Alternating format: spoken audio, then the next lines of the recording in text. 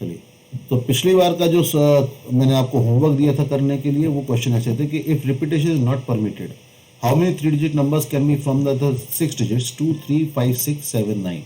Repetition allowed नहीं है, तो मतलब हम लोगों को यहाँ पे कितनी जगह फिल करनी थी? 3, 1 2 और 3। अब ये 3 जगहों को हमें फिलअप करना है, तो हम लोग से कैसे पे फिलअप करेंगे? तो पहली जगह को बेसिकली करना क्या है, हमें 6 लोगों को 3 जगह बैठाना। डायरेक्टली आंसर आप 6p3 भी बोल सकते हो, ठीक है। Directly you can say the answer is 6p3, ठीक है।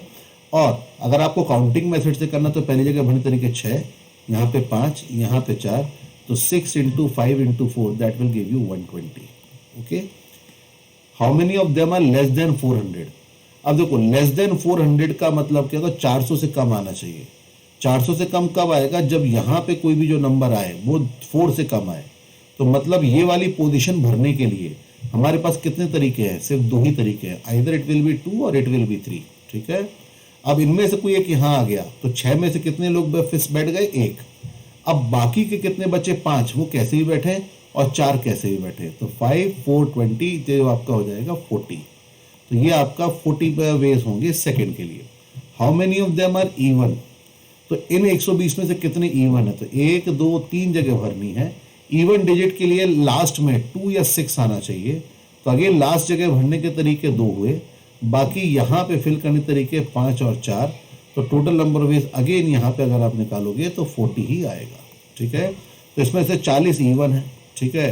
अब 40 इवन है, 120 टोटल थे, तो यहाँ पे कितने बचेंगे?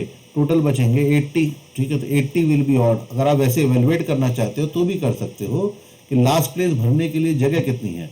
लास्ट प्लेस भरने के तरीके हैं 4, बाकी कैसे लो 5 इंटू 4, तो that will give you again equals to 80, ठीक है। How many them are multiples of 5? Multiple of 5 तब आता है जब लास्ट प्लेस पे 5 आए या 0 आए। 0 अवेलेबल नहीं है तो 5 ही आएगा, ठीक है। तो 5 यहाँ आया, तो यहाँ पे फिर यहाँ 5 को फिक्स कर दिया, तो बाकी 5 और यहाँ पे 4, ठीक है। ये तो फिक्स ही था, ठीक है, ये फिक्स कर दिया। यहाँ पे जो हमने 4 ऑप्शन जो थे वो कौन कौन से थे? 3 था, 5 था, 7 था, 9 था। यहाँ पे 2 ऑप्शन जो थे वो कौन थे? 2 और 6। तो ये हमने फिक्स कर दिया, तो एक ही तरीका हुआ। तो total number of veg will be 20। तो इसके नंबर ऑफ वेज जो आएंगे वो 20 आएंगे, ठीक है।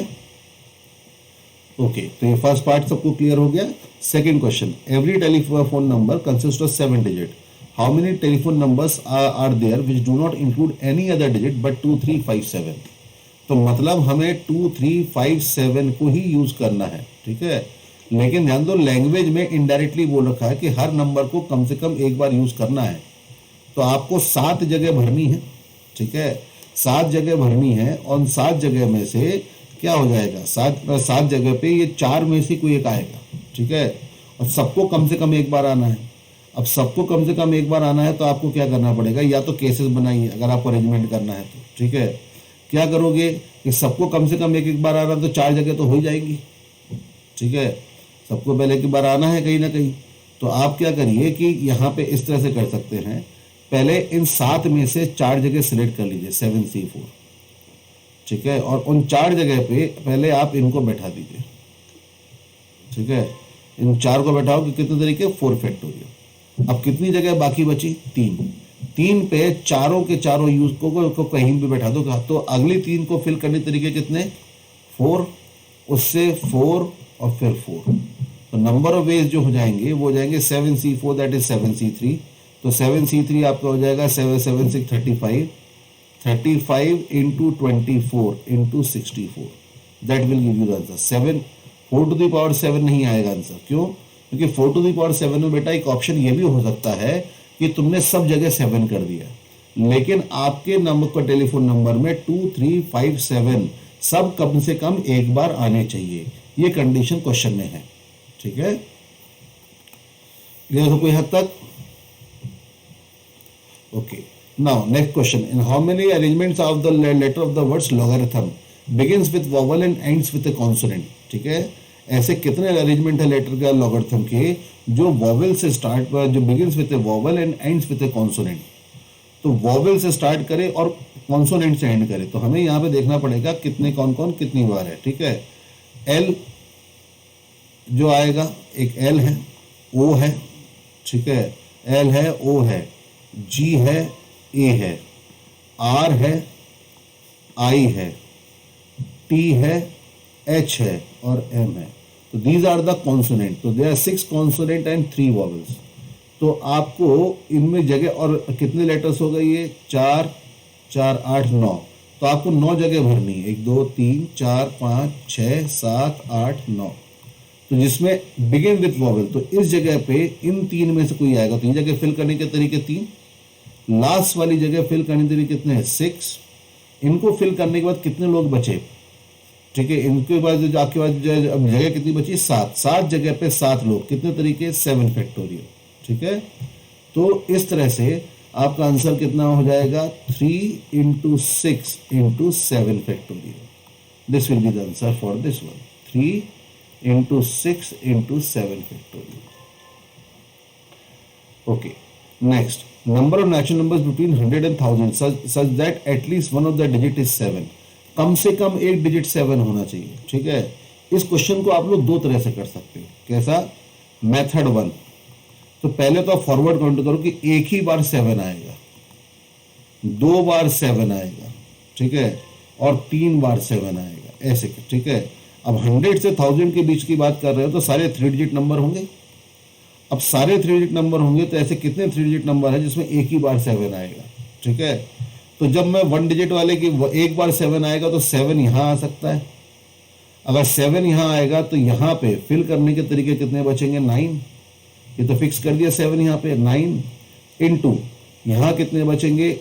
अच्छा, रिपीटेशन अलाउड है क्योंकि 100 से तक के बीच में है, तो ये यहाँ पे आपके 9 इंटू 9, 9 क्योंकि 7 एग्जैक्टली एक बार आना है, तो बाकी नंबर रिपीट हो सकते हैं, 7 रिपीट नहीं हो सकता। तो ये बेसिकली 81 वेज। ठीक है, अब 7 यहाँ आएगा या यहाँ आएगा, तो 2 तरीके 7 को बैठाने के। ठीक है, अच्छा 7 को अगर मान लो मैंने यहाँ पे बैठा दिया तो यहाँ पे 0 और 7 को छोड़ के कुछ भी आ सकता है, तो कितने तरीके, 8। लेकिन यहाँ कितने तरीके, 9। तो 2 इंटू 8 9 या 72, तो ये हुआ 81 और ये हो जाएगा आपका 144। तो टोटल आपके 5 8 4 2 1 225। ठीक है, 225 नंबर्स ऐसे होगा जिसमें 7 एक बार आएगा। अब 7 2 बार आएगा तो उसके लिए क्या होगा कि 7 कहाँ आएगा, ये आएगा, 7 ये आएगा या 7 ये आएगा। तो इसके कितने तरीके, ये वाली जगह फिल करने तरीके कितने, 9, इसके भी 9, और लेकिन इसके कितने, 8, 0 को छोड़ के कुछ भी आ सकता है। तो 9 9 18, 18 + 8 दैट विल गिव यू 26। तो 26 नंबर्स ऐसे होंगे जिनमें 7 2 बार आएगा और एक ही 3 बार 7 आए, ऐसा एक ही होगा। तो total number of veg will be 225 + 26 + 1, तो दैट विल गिव यू 252। तो राइट आंसर विल बी 252। ये एक मेथड था। ठीक है, दूसरा मेथड इससे ज्यादा आसान है लेकिन सोचना पड़ेगा आपको। ठीक है, you have to think of, देखो जहां भी, और ये तरीका आपको स्ट्राइक करना चाहिए वहां, हर जगह जहां पे हम लोगों को एटलीस्ट या एटमोस्ट जैसा कोई वर्ड में देखने को मिलता है। ठीक है, wherever you are seeing a term like at least और एटमोस्ट, तो हम लोग यहाँ पे ऐसे यूज करेंगे। कैसे, देखिए 100 से कितने 3 डिजिट नंबर टोटल फॉर्म हो सकते हैं, 9 × 10 × 10 दैट विल गिव यू 900। ठीक है, अब ऐसे कितने नंबर होंगे जिनमें 7 आएगा ही नहीं। ठीक है, ऐसे कितने नंबर जो 7 आएगा नहीं, तो ये वाली जगह फिल करके 8 9 9, तो ये 8 that will be equals to 8 × 81, 8 1 जा 8, 8 8 जा 64, 648। तो देख रहे हो कि आउट ऑफ दिस 648 ऐसे नंबर्स होंगे जिनमें 7 आएगा ही नहीं। तो टोटल 900 में से 648 माइनस कर दो, तो देख लो ये आंसर आपका 252 आ जाता है सीधे सीधे। तो this calculation much more easy है, लेकिन ये स्ट्राइक करने की बात है कि हम लोग ऐसे कर सकते हैं। ठीक है, ओके, अगला question, how many 4 digit numbers are there which are divisible by 2। ऐसे कितने 4 डिजिट नंबर हैं जो 2 से डिविजिबल हैं। ठीक है, अच्छा अब यहाँ पे हम लोगों को ये तो नहीं बोला कि 4 डिजिट नंबर, तो इसमें रिपीटेशन हो भी सकता है और नहीं भी। ठीक है, अच्छा तो इसको करने के भी क्या है कि तरीके हैं। ठीक है, मतलब एक तरीका है कैसा, एक आसान सा तरीका है कि लास्ट जगह फिल करने के तरीके कितने, 5। पहली वाली जगह फिल करने के तरीके कितने, 9, क्योंकि 0 नहीं आएगा। फिर यहाँ पे 10 और यहाँ पे 10, तो 9 × 5 × 10 × 10 दैट विल गिव यू 4500। ये आंसर दे देगा। ठीक है, लेकिन इसे करने का तरीका ये भी हो सकता है कि how many different 4 digit numbers can be form, 9 into 10 into 10 into 10, so that will give you 9,000. Now out of 9,000 every next number will be even, तो इसका मतलब half of them will be even, तो therefore it will be 1 by 2, so that will give you 4500. तो इस तरह से भी इस क्वेश्चन को आप लोग कर सकते थे। समझ में आया? तो अभी तक हम लोग जो है वो शोले पिक्चर से काम चला रहे थे, ठीक है। अब शोले पिक्चर नहीं, अब हम लोग क्या करेंगे, शोले की जगह हम पिक्चर देखेंगे जुड़वा, ठीक है। आप ऐसी जितनी मूवीज हैं, ठीक है, आप याद करो कि डबल रोल वाली जितनी मूवीज होती हैं, जैसे आप लोगों को डबल रोल की सबसे अच्छी मूवी कौन सी लगती है? Which movie is the best मैं यूजिंग मल्टीपल रोल्स ऑफ? तो now we want to permutation, we want to permute when few of them are alike. So permutation of n objects of which few are alike। जो हमारा ampere वगैरह जो formula था वो सब कब काम आता है? वो तभी काम आता है जब क्या होगा, जब सारी की सारी n चीजें अलग अलग होंगी, ठीक है। अब उनमें से कुछ अगर सेम हो जाएंगे तो क्या होगा, देखिए इस तरह से कि भाई देखो ये रहा a, ये रहा b, ये रहा c, a b c के कितने परमुटेशन हो सकते हैं? How many different permutations of a b c can be there? That will be 3 factorial, that is 6. Let's write them. तो ये आपके 6 डिफरेंट ऑर्डर्स आ जाते हैं किसके? ABC के। Now while writing them, one thing you have already understood that I am placing A, one of them. I place A over here, then interchange B and C. As they were different, then you were able to distinguish between them कि भाई ये दोनों अलग अलग हो गए, ठीक है। इसी तरह से यहाँ पे और यहाँ पे A की जगह फिक्स है, लेकिन B और C इंटरचेंज हो गए, तो ये दोनों अलग अलग हो गए, ठीक है। सिमिलरली यहाँ पे ए की पोजीशन फिक्स करी, बी और सी इंटरचेंज करे, तो यहाँ पे ये दोनों अलग अलग। All of them are 6 different arrangements of A B C, ठीक है। I am taking small sample space so that you are able to understand the concept. अब यही चीज अगर हम लोग यहाँ पे क्या करते हैं कि लेट्स से अगर मैं आपको बोलता ए बी बी, अगर आपके ए बी सी ना होके ए बी बी होता तो क्या होता? आप देख रहे हो, ये जो आपने 2 काउंट करे थे, ये दोनों आपने 2 काउंट करे थे ना, ये बेसिकली ए बी बी एक अरेंजमेंट हो गया, और जो ए सी बी होगा वो भी ए बी बी हो जाएगा, ठीक है। तो इसी तरह से देखो ये बी सी ए और सी बी ए, तो ये आपका बी बी ए हो जाएगा, और ये लास्ट वाला भी आपका बी बी ए हो जाएगा। ये दोनों जो थे उसमें ए की पोजीशन तो फिक्स है, यह वाला बी, ये वाला बी, ये वाला बी, ये वाला बी, ठीक है। अब बताओ यहाँ पे ये जो 6 थे वो यहाँ पे डिफरेंट कितने रह गए? 3, क्योंकि यहाँ पे 2 लोगों के सेम होने से यहाँ पे जिनको मैं 2 काउंट कर रहा था उनको अब मुझे कितना काउंट करना पड़ेगा? उनको मुझे काउंट करना पड़ेगा 1, ठीक है। इस कारण से टोटल मिला के कितने आ गए? 3, ठीक है। तो 2 लोग आइडेंटिकल हो गए, तो अरेंजमेंट्स में क्या फर्क पड़ा कि उन दोनों का आपस का जो अरेंजमेंट होता था वो जो अलग अलग चीजें देता था 2 फैक्टोरियल। 2 लोगों का आपस का अरेंजमेंट कितना? 2 फैक्टोरियल। 2 फैक्टोरियल कितना? 2। तो 2 चीजें जो 2 मतलब जहां पे जो 2 काउंट हो रहा था वो 1 काउंट होगा। अब यही केस अगर मैं तुमसे बोलूं कि मान लो वो ए हो जाता, तीनों ए, ठीक है। तो आप देख रहे हो ए वाले केस में क्या होता, ये वाला भी आपका ए होता, दूसरा भी आपका ए होता, ये भी आपका ए होता।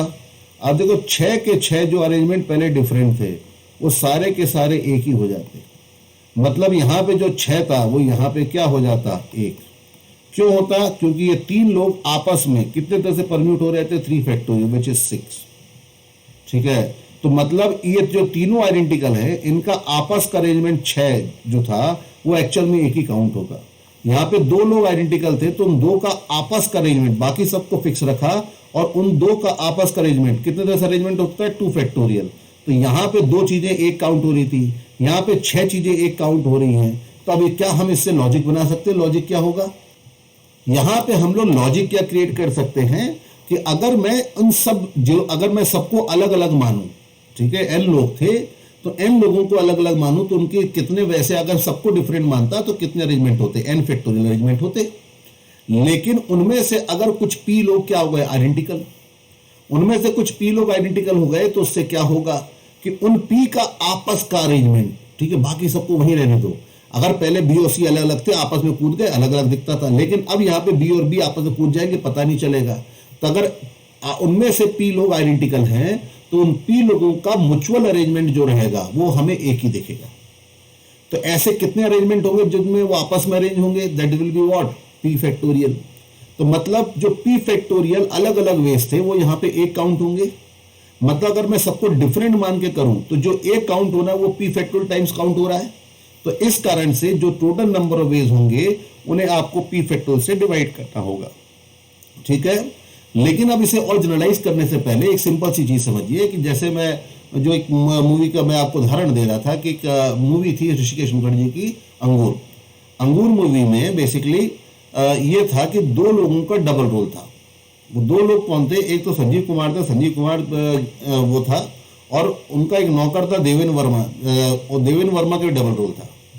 मतलब कहानी कुछ ऐसी थी कि कोई सेठ साहब थे, उनके दो जुड़वा बच्चे थे, वो कहीं जा रहे थे, रास्ते में कोई दो जुड़वा बच्चों को छोड़ के चला गया था। तो लोग ला के कि सेठ जी आप ले जाइए, ये वो आपके बच्चों की सेवा करेंगे। तो सेठ जी ने ठीक है चल दिए। अब वो जा रहे थे, रास्ते में तूफान उफान आया, जहाज वहाज पलट गया उनका, तो दो बच्चे अलग हो गए, दो बच्चे अलग हो गए। मतलब एक वो अमीर और एक नौकर, वो अलग हो गया, एक अमीर और एक नौकर अलग हो गया।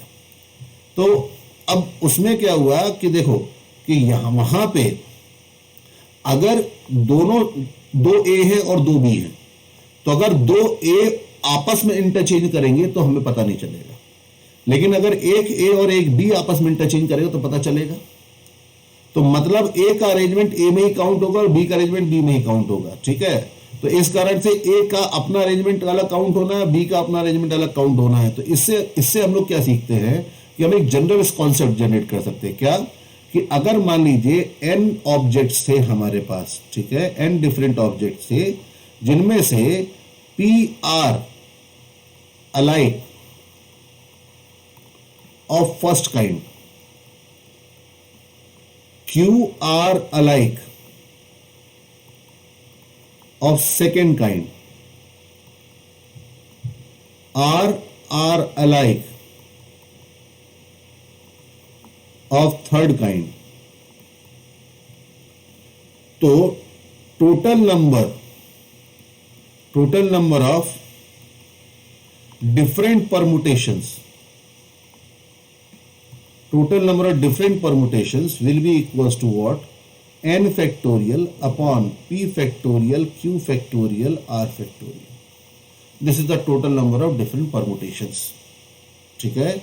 तो जैसे अगर मैं आपको सिंपल सा एग्जांपल दूं कि जैसे अगर मैंने बोला D A D D Y, ठीक है, how many different words can be form using the letter of the word daddy, ठीक है।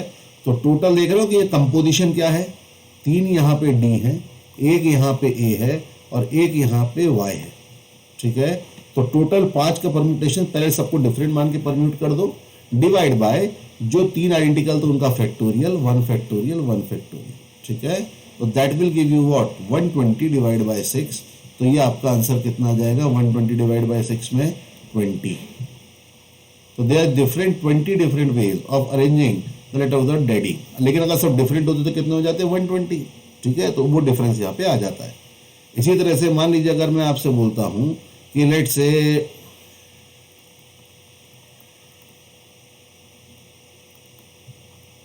ये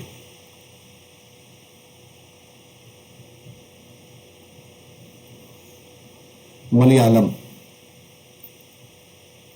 ठीक है, इसके कितने डिफरेंट परम्यूटेशंस होंगे? You can see this is a paragraph, this is what, ये बेसिकली उल्टा सीधा कैसे पढ़ो उसमें कैसा आएगा? सेम आएगा, ठीक है। तो यहाँ पे जिसे हम लोग क्या बोलते हैं? पैलिंड्रोम्स, ठीक है। तो दिस इज अ पैलिंड्रोम। तो इसके कितने मैनिपुलेशन, कितने परम्यूटेशंस होंगे? तो काउंट करो, 1 2 3 4 5 6 7 8 9। तो 9 डिफरेंट लेटर्स हैं, तो उनका परम्यूटेशन 9 फैक्टोरियल।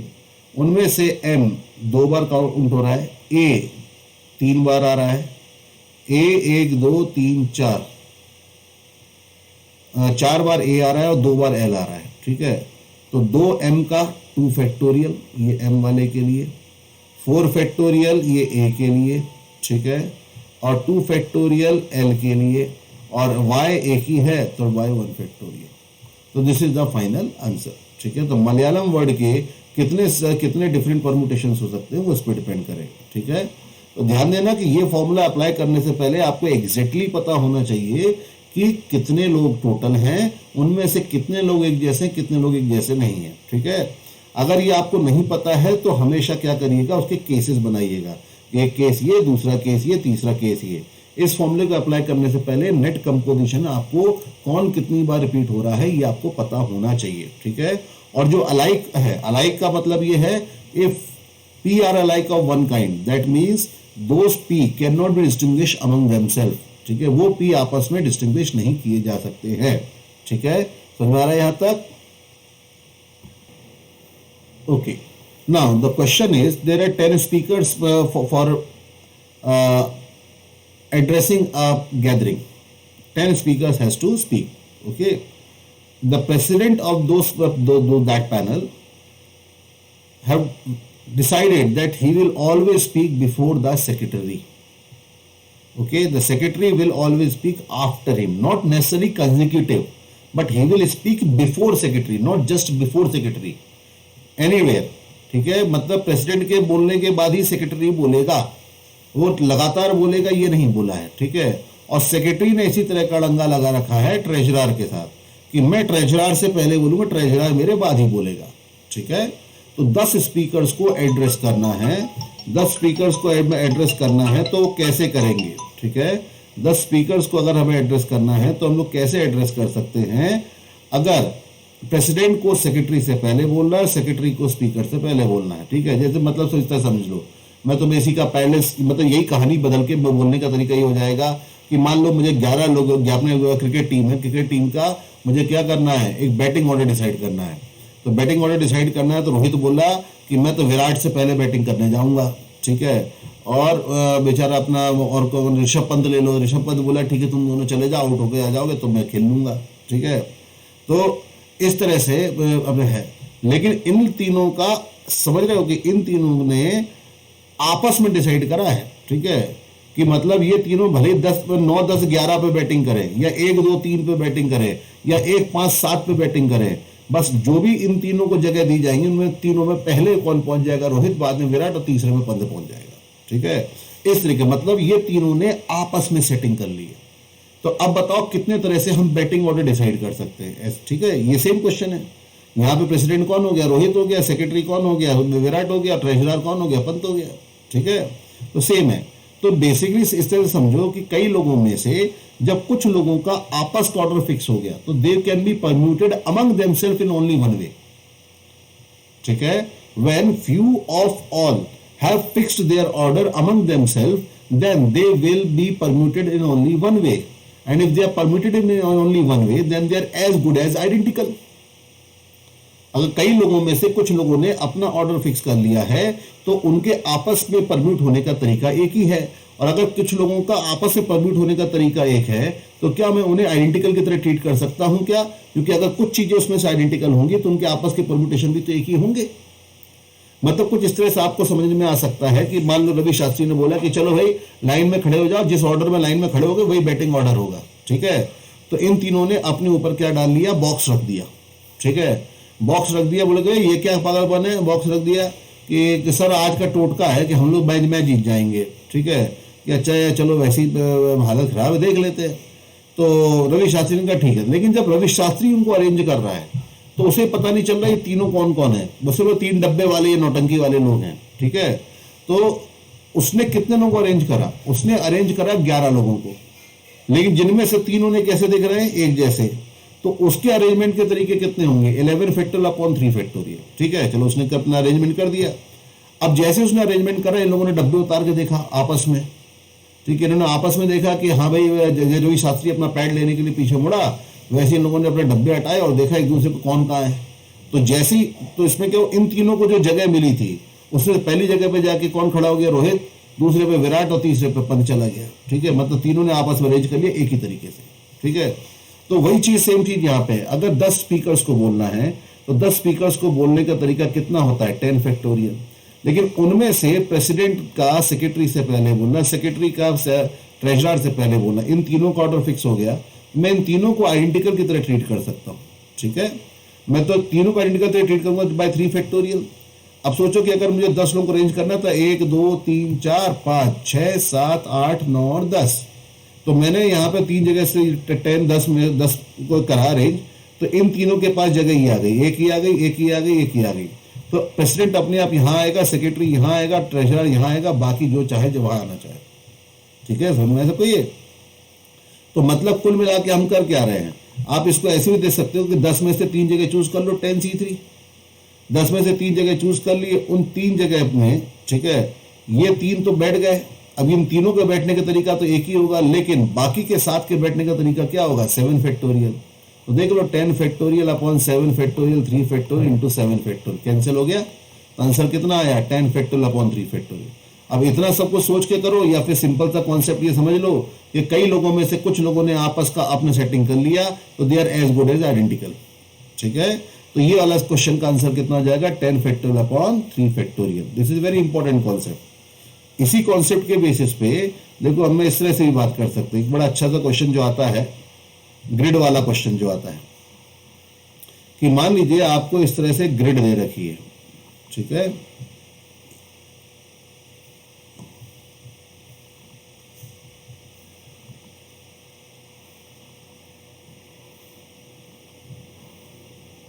ये 1 बाय 1 की ग्रिड है, ठीक है।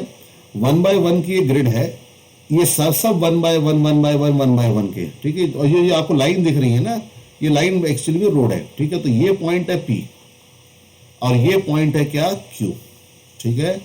आपको P से लेके Q find number of shortest path from P to Q। P से Q जाने के कितने शॉर्टेस्ट पाथ होंगे जब आप अलोंग द लाइन ही चल सकते हो, जो लाइंस बनी उन्हीं के अलोंग आप चल सकते हो। तो नंबर ऑफ शॉर्टेस्ट पाथ कितने होंगे। इस क्वेश्चन में अगर आप ऑब्जर्व करते हैं कि if you want to go from P to Q via shortest path, then you have to understand that thing, you have to always move towards from P to Q। Now if you want to move towards P and Q, then but you can only move horizontally or vertically. So there are 5 possible shifts in the horizontal direction and 4 possible shifts in the vertical direction. So if you want to keep this path shortest, this is the least amount of traveling that you have to do, 5 horizontal 4 vertical, total 9 units का तो आपको movement करना ही पड़ेगा, ठीक है। इससे कम में काम नहीं चलेगा, ठीक है। तो दैट मीन्स अब देखो, अब अगर आपको पाथ बढ़ाना, क्या करोगे, एक पाथ को आगे पीछे जाओगे, H1 आगे गए, फिर वो बाद में जाके वापस आ गए, तो ये पाथ बढ़ गया। तो शॉर्टेस्ट पाथ रखना है, तो जो रास्ता ट्रेवल हो गया वो दोबारा ट्रेवल नहीं होगा, ठीक है। तो अब देखो आपको बेसिकली यहां पे करना क्या है, 5 हॉरिजॉन्टल और 4 वर्टिकल रास्तों को अरेंज करना है, ठीक है। लेकिन इसमें रिस्ट्रिक्शन क्या है, तो क्या आप अपना पहला हॉरिजॉन्टल मूवमेंट H3 कर सकते हो, नहीं कर सकते। आप H3 वाला मूवमेंट, H3 वाला मूवमेंट का मतलब क्या है कि ये वाली जो रो है ना, ये वाला पोजीशन से इस वाली पोजीशन पे जब भी शिफ्टिंग करोगे, ये शिफ्टिंग जब भी करोगे, this will be called as H3, ठीक है। लेकिन ये शिफ्टिंग करने के लिए आपको इस लेवल पे तो होना चाहिए ना, और इस लेवल पे तभी होगा जब H2 होगा, और H2 तभी होगा जब H1 हुआ होगा। तो मतलब ये समझिए कि H1 के होने के बाद ही H2 हो सकता है, H2 के होने के बाद ही H3 हो सकता है, और H3 के होने के बाद ही H4 हो सकता है, और H4 के बाद ही H5 हो सकता है। मतलब ये 5 हॉरिजॉन्टल रास्तों का रिलेटिव ऑर्डर जो है वो फिक्स है। इसी तरह से 4 वर्टिकल रास्तों का भी ऑर्डर फिक्स है, V1 V2 V3 और V4, ठीक है। तो इसका मतलब ये 4 अपने आप में आइडेंटिकल है, 4 अपने आप आइडेंटिकल, क्योंकि इनका आपस में कोई लेना देना नहीं है, ठीक है। आप H1 के बाद V1 V2 V3 V4 कभी कुछ भी कर लो, आपने कौन सा हॉरिजॉन्टल रास्ता ट्रैवल करा उससे कोई फर्क नहीं पड़ता है। वर्टिकल आपको 2 पार्ट करना, horizontal shifting, vertical shifting. Horizontal का 5 रास्ते हैं, उनका आपस का ऑर्डर अलग फिक्स है, और वर्टिकल का अपना फिक्स। तो मतलब कुल मिला के मुझे कितने रास्ते परम्यूट करने हैं, 9 परम्यूट करने हैं रास्ते। और उन रास्तों में आप समझिएगा कि क्या करना है, 5 एक जैसे हैं, 4 एक जैसे हैं, तो डिवाइड बाय 5 फैक्टोरियल 4 फैक्टोरियल, तो number of veg will be what, simple 9c4। ठीक है, आप इसको जनरलाइज करना चाहो तो ये बोल सकते हो कि अगर आपका a बाय b का ग्रिड होता, मतलब a हॉरिजॉन्टल b वर्टिकल या फिर a वर्टिकल और b हॉरिजॉन्टल रास्तों का ग्रिड होता, तो how many different shortest paths will be possible, total रास्ते a plus B factorial divide by horizontal and vertical का फैक्टोरियल, या फिर a plus B C A और a plus B C B. ठीक है, ये आपके टोटल नंबर ऑफ वेज होते। अब इस क्वेश्चन में मैं आपको छोटी छोटी चीजें थोड़े से जो भी हमने पिछला पढ़ा है वो उसमें घुसा सकता हूं। ठीक है, कैसे घुसा सकता हूं कि भाई मैंने यहां पे एक पॉइंट बोल दिया r, तो आप मुझे शॉर्टेस्ट पाथ बताओ अब किसके लिए, p से q जाना है लेकिन r से होके, तो find the shortest possible path of reaching from p to q via r। तो बताओ कितने होंगे। तो यहां पे अब क्या होगा, काम दो हो गए, पहले आपको p से r आना है, फिर r से q जाना है। ठीक है, तो p से r जाना है तो कितने बाय कितने की ग्रेड हो गई, 3/2 की, तो 5 factorial upon 3 factorial q factorial, ये p से q जाने के रास्ते। फिर q से r जाना है, तो q से r जाना है, ये सॉरी r से q जाना है, ये p से आपका जाना था r, और फिर अब आपको r से q जाना है, तो r से q जाने के लिए 2/2 का है, तो 4 फैक्टोरियल अपॉन 2 फैक्टोरियल 2 फैक्टोरियल। तो पहले ये काम बाद में काम, तो मल्टीप्लाई करो तो total number of veg will be 5 factorial into 4 factorial upon 3 factorial into 2 factorial 2 factorial 2 factorial. ये आपके टोटल नंबर ऑफ वेज आ जाएंगे। समझ में आया सबको ये कि ऐसे कितने पाथ होंगे जो p से q जाएंगे लेकिन r से होके नहीं जाएंगे। Number of shortest possible path of reaching from p to q but not through r, मतलब r पॉइंट से कभी भी ट्रेवल नहीं करना है। तो उसमें क्या होगा, टोटल नंबर ऑफ वेज कितने थे, टोटल नंबर ऑफ वेज थे आपके 9 factorial upon 5 factorial 4 factorial, minus उसमें से वो केस हटा दो जिसमें से r से पास हो रहे थे, तो r से पास होने वाले 5 factorial 4 factorial upon 3 factorial 2 factorial 2 factorial 2 factorial, ये हो जाएगा। ये कौन से वेज थे, जो r से नहीं जा रहे हैं। ये कौन से केस थे, जो r से जा रहे हैं। और ये क्या थे, टोटल केसेस थे, कैसे भी जाओ बस शॉर्टेस्ट पाथ से जाओ। ठीक है, तो इस तरह के छोटे छोटे वेरिएशंस यहाँ पे आपके किए जा सकते हैं। ठीक है, अब ये जो चीज अभी हमने बात करी, इसमें एक चीज बहुत ध्यान देने की है। ठीक है, this formula whenever has to be applied we should exactly know how many total are there and how many of them are identical and how many kinds. अगर आपको ये नहीं पता है तो ये सिलेक्शन में इतना आराम से नहीं होता। सिलेक्शन में जब तक हमें ये नहीं पता कि कितने आइडेंटिकल, क्योंकि देखो अगर आपके पास जैसे फॉर एग्जांपल आप बिग बाजार जाते हो, बिग बाजार जाके आपके सामने पार्टी जी बिस्किट के खूब सारे पैकेट का ढेर लगा हुआ है, तो क्या आप वहां पे जाके पार्टी जी नाप नाप के देखते हो कौन सा बड़ा कौन सा छोटा, क्योंकि सब एक जैसे हैं। तो जब सब चीजें एक जैसी हैं, ठीक है, तो उनको सिलेक्ट करने के तरीके कितने होंगे, एक ही होंगे। ठीक है, when all things are identical 10 identical things are in front of you you will pick anything। लेकिन जब आपके पास चीजें डिफरेंट होती हैं तभी सिलेक्शन आता है, ये मैंने आपको पहले भी बोला था। ठीक है, तो इस कारण से सिलेक्शन जब करने जाएंगे तब वो हम आगे एक पार्ट पढ़ेंगे तो उसमें हम लोग ये चीज का ध्यान रखेंगे। ठीक है, ओके। इन द मीनवाइल चलिए तो हम लोग आगे बढ़ते हैं। मैं थ्योरेटिकली एक पार्ट और यहाँ पे लेता हूँ। ठीक है, वो पार्ट है, उसका नाम है सर्कुलर परमुटेशन। ठीक है, क्या पार्ट है उसका नाम, सर्कुलर परमुटेशन। तो सर्कुलर परमुटेशन में हम लोग क्या करेंगे। ठीक है, सर्कुलर परमुटेशन में सिंपल समझिए कि मुझे n लोग हैं। ठीक है, मतलब समझो कि वो ठाकुर की पार्टी थी, ठाकुर की पार्टी में अभी क्या पंगत लग रही थी। अब इस साल जब पार्टी करी तो उन्होंने राउंड टेबल लगा दी। ठीक है, तो 10 लोग 10 कुर्सियां, 10 लोग 10 कुर्सियों पे हमें सर्कल में बैठाने हैं। तो in how many ways can we seat n persons on n chairs in a circular arrangement. हम सर्कुलर अरेंजमेंट में कितने तरह से इन्हें अरेंज कर सकते हैं, ये हमको देखना है। ठीक है, तो in order to do that हमें इसके लिए करना क्या पड़ेगा। समझिए कि हम जब लीनियर अरेंजमेंट में बैठाते थे तो होता क्या था, हमारे पास कॉर्नर होता था कि हम जहां से बैठाना शुरू करते थे, लेकिन यहां से बैठाएंगे कहां से ये नहीं पता है। ठीक है, तो इसके लिए हमें यहाँ पे ढूंढना होगा अमिताभ बच्चन, कालिया का अमिताभ बच्चन। ठीक है, कालिया का अमिताभ बच्चन क्यों, क्योंकि इस फिल्म का याद करो एक बड़ा फेमस डायलॉग होता था, फिल्म देखी ना हो लेकिन डायलॉग जरूर सुना होगा। जब अमिताभ बच्चन बोलता है कि हम जहाँ से खड़े होते हैं वहीं से लाइन शुरू होती है, ठीक है। तो हमको एक अमिताभ, जो एन लोग हैं उनमें से किसी एक को अमिताभ बच्चन बनाना है। और किसी को अमिताभ बच्चन बोल दो कोई बुरा नहीं मानेगा, ठीक है, समझ में आ रहा है। किसी को अमिताभ बच्चन में बोल दो कोई बुरा नहीं मानता है, और किसी को बोल दो कि तुम तो अमजद खान लग रहे हो, बुरा मान जाएगा वो तुरंत, ठीक है। तो हम यहाँ पे किसी को अमिताभ बच्चन बनाना है, ठीक है। तो इसका मतलब क्या हुआ, अमिताभ बच्चन बनाने का मतलब क्या कि वो उस बंदे को बोलेंगे जा तू वहीं बैठ जा, तो वो जहां पे भी बैठेगा, मान लो यहां बैठा, तो मैं वहां से सर्कल को ओपन कर दूंगा, ऐसे सर्कल को ओपन कर दूंगा, लाइन बन जाएगी जिसमें पहली जगह पे वो अपना अमिताभ बच्चन बैठा हुआ है। तो वो जहां भी बैठेगा वहां से हम उसको बैठा देंगे, ठीक है। चलो भाई ये तो बैठ गया। अब लेकिन क्या होगा कि अब कितनी जगह खाली बची, n-1, n जगह थी, n में से n-1 जगह बची। तो इसका मतलब मेरा काम सिर्फ क्या रह गया कि उस आदमी के रेस्पेक्ट में बाकी के n-1 लोगों को n-1 जगह पे अरेंज करना है। तरीके हो जाएंगे n-1 फैक्टोरियल, ठीक है। तो number of ways of seating n persons on n chairs in a circular arrangement will be equals to what, n-1 factorial, ठीक है। Number of circular permutations of n distinct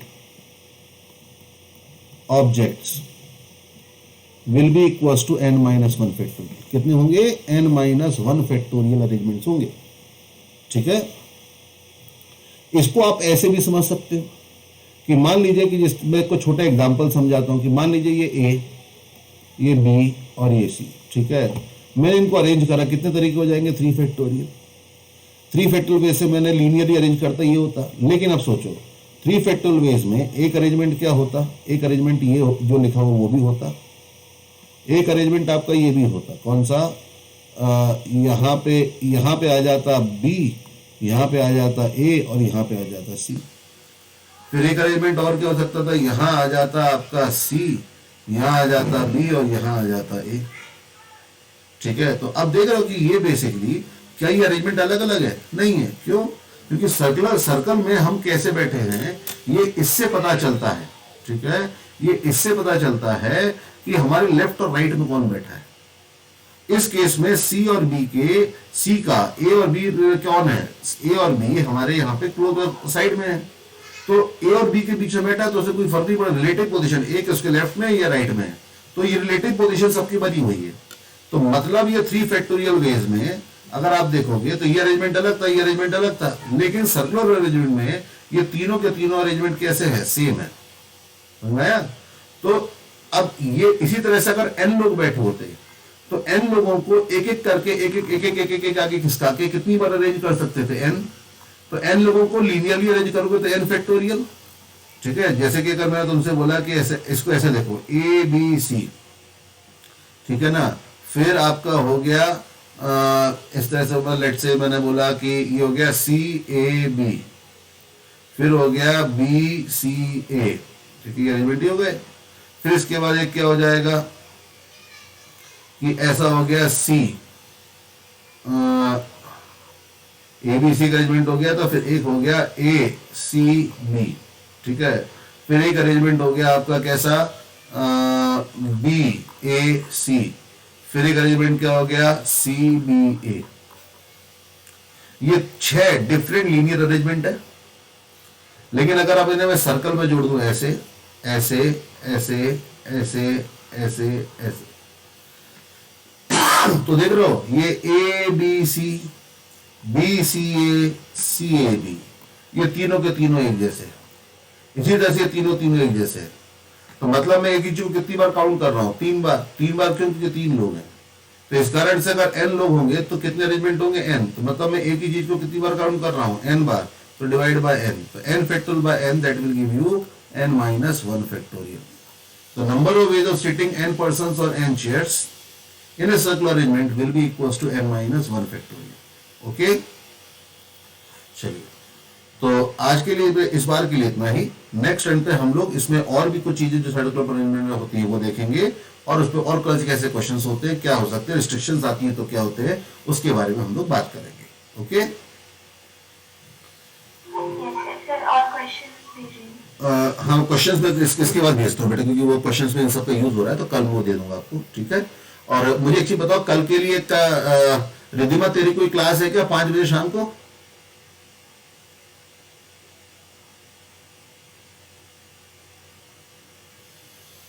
कल शाम को 5 बजे रख सकते हैं क्या? हाँ सर। रिद्धिमा बेटा, तेरी क्लास होती थी ना?